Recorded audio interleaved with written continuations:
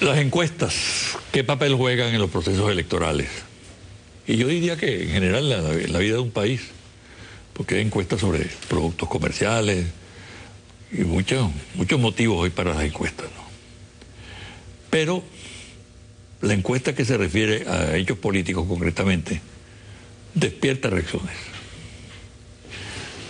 Voy a conversar hoy con un encuestador que está en el ojo de la tormenta. Se trata de Oscar Chemel. Él es presidente, directivo de la empresa encuestadora Interlaces. Una encuesta muy seria, realmente, una encuestadora muy seria, muy responsable, que como dato interesante vale la pena destacar que acertó exactamente en el resultado electoral, tanto del 7 de octubre como del 16 de diciembre. Bienvenido, Oscar. Muchísimas gracias, José Vicente. Bueno, como dije anteriormente, tú estás en el ojo de la tormenta, del huracán.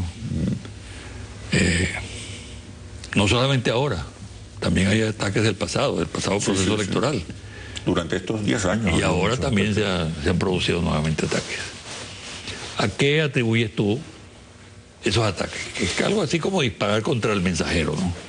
Sí, como usted sabe, las encuestas son instrumentos de inteligencia, sirven para realizar diagnósticos, para descubrir la realidad o las nuevas realidades, y esta información procesada se convierte en estrategias y en decisiones. Las encuestas son herramientas para tomar las mejores decisiones.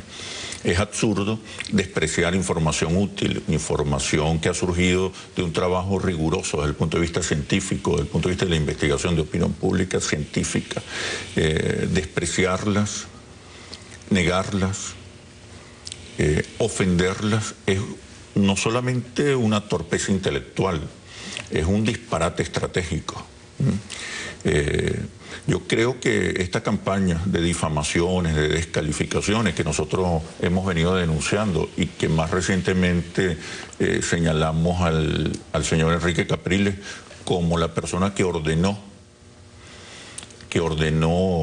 la realización de esta campaña desde el año pasado, previo al inicio de la campaña electoral presidencial, lo que revela es un gran autoritarismo, un gran desprecio por la realidad, una arrogancia que es muy peligrosa para la estabilidad social y política del país. Y además que revela una hipocresía impresionante, porque aquellos sectores, porque son los mismos sectores que acusan, que desprecian, que insultan, los que proclaman la necesidad de que el país entre en una etapa de armonía, de reconciliación y de respeto por la disidencia o por los distintos factores de eso quiere decir que el resultado de una encuesta mide, por ejemplo, el talante democrático de un dirigente político. Bueno, de hecho, el debate que se abrió en la oposición después de los resultados electorales revela claramente los señalamientos que se hacen en este tipo de prácticas excluyentes, que desprecian la disidencia, que desprecian al aliado. Sectores importantes, sectores democráticos de la oposición han acusado al señor Capriles y a su entorno de haber conducido una campaña excluyente, mezquina, disparatada, que rechazaba incluso el aporte de importantes aliados de la oposición. Ahí se observa claramente, en el fondo, una denuncia y una acusación certera contra los comportamientos autoritarios y excluyentes por parte de sectores muy evidentes de la oposición. ¿Tú crees que, bueno, tú acertaste, o Interlaces acertó? Exactamente, ¿no? ¿En qué términos más o menos? Sí, nosotros dijimos que el escenario electoral más probable le daría al presidente Chávez un triunfo con una brecha de alrededor del 12%.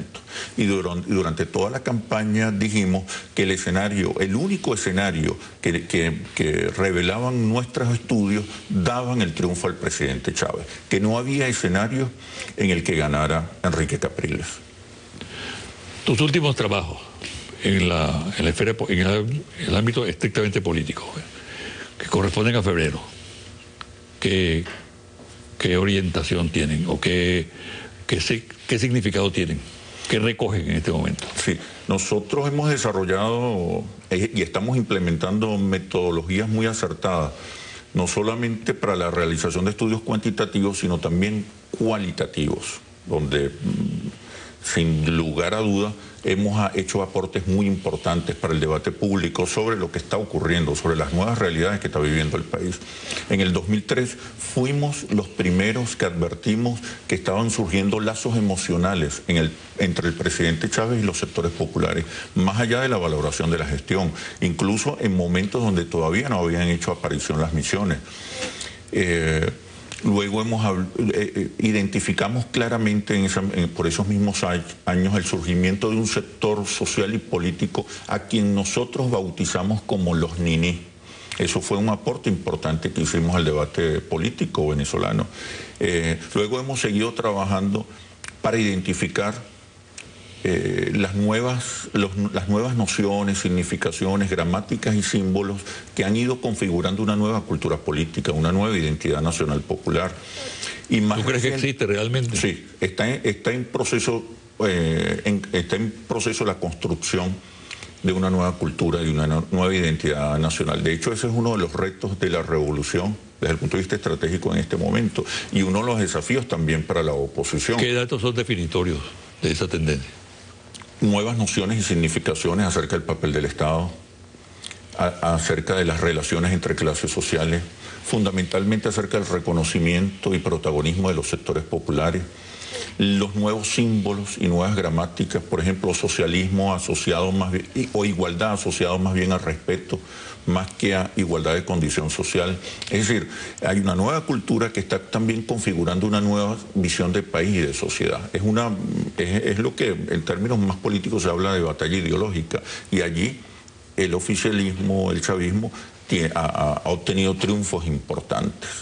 Entonces estamos trabajando muy a fondo para registrar estos cambios, sobre todo ahora que la ausencia del presidente, la ausencia física del presidente, la ausencia de visibilidad del presidente Chávez, también está ocasionando un proceso de reconfiguración de la cultura política, e incluso reposicionando la imagen del presidente Chávez y de sus seguidores y de sus líderes emergentes. ¿La oposición entiende o lee esos códigos? La oposición al despreciar... No globalicemos, no metamos a todo el mundo, pero... En general ha habido mucha torpeza para entender lo que está ocurriendo. Desde el odio, desde la negación, desde el desprecio, desde la subestimación no se puede hacer política. Tienes que entender claramente cuáles son las características de las nuevas realidades que están surgiendo para poder intervenir sobre ellas, para poder influir sobre ellas. La oposición en ese sentido ha carecido de la capacidad intelectual y de la serenidad y humildad para entender lo que está ocurriendo. Su discurso y sus diagnósticos siempre han estado basados en el desprecio y en la subestimación. De hecho, más recientemente, desde hace 2 o 3 años nosotros venimos hablando ya no de lazos afectivos que han surgido entre el presidente Chávez y los sectores populares. Estamos hablando del surgimiento ya definitivo de un líder religioso. Entonces, subestimar el proceso, subestimar la calidad y la influencia del liderazgo del presidente Chávez ha sido una torpeza para la oposición porque le ha restado herramientas y capacidades para poder confrontarlo. Eso ha sido un error estratégico e imperdonable para un contendor de la importancia de la oposición. He escuchado a personas que rechazan esa caracterización de líder religioso. Sí. ¿En base a qué? Sí, hay una serie de cualidades. ¿En base a qué tú tienes esa concepción y en base a qué lo rechazan ellos? Bueno, es rechazada porque subestima la influencia del liderazgo del presidente Chávez. De hecho, reducen el proceso y reducen la influencia del liderazgo del presidente Chávez, la reducen a una relación clientelar. Es decir, el liderazgo del presidente Chávez está basado en las cantidades de neveras, cocinas y bolsas de comida que reparte. Cosa mercenaria. Sí, utilitaria. Que en el fondo significa realmente un desprecio por la condición popular. Aquí hay una dimensión afectiva, religiosa, entre el presidente Chávez y los sectores populares, pero también hay una dimensión racional, ideológica, política. No es solamente un respaldo a un líder que le ha dado reconocimiento, protagonismo, que ha reivindicado la condición popular, sino que también es un respaldo basado en una identificación con los ideales, con la visión de país y de sociedad del presidente Chávez.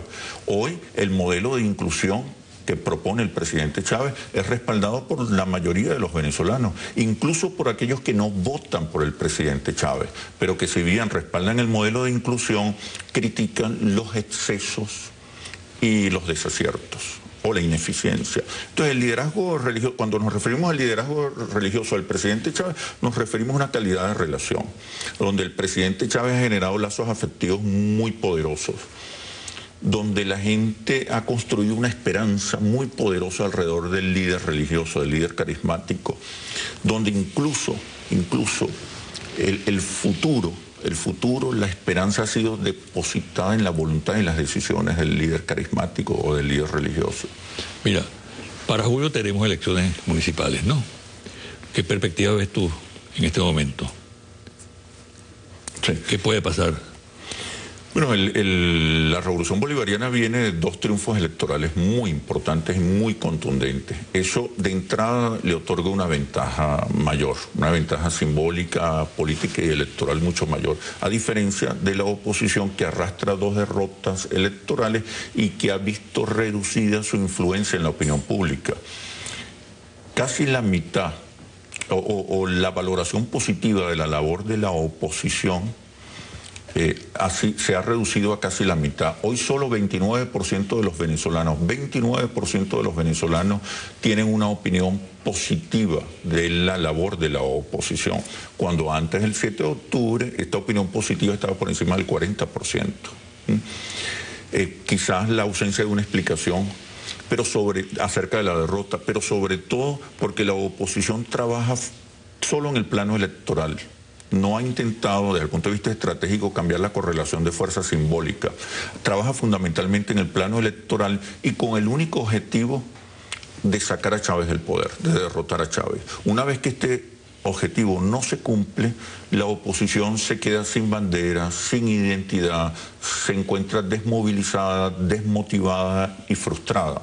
Y eso evidentemente reduce las posibilidades políticas y electorales de la oposición. Por lo tanto, ante las próximas elecciones municipales, el chavismo entra en esta disputa con una ventaja importante.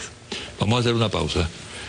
En un levantamiento de campo que tú hiciste entre el 16 y 23 de febrero, es decir, está muy reciente, se abordó el tema de las medidas económicas del gobierno, que es un tema muy importante para todos. Vamos a tratarlo en el próximo segmento.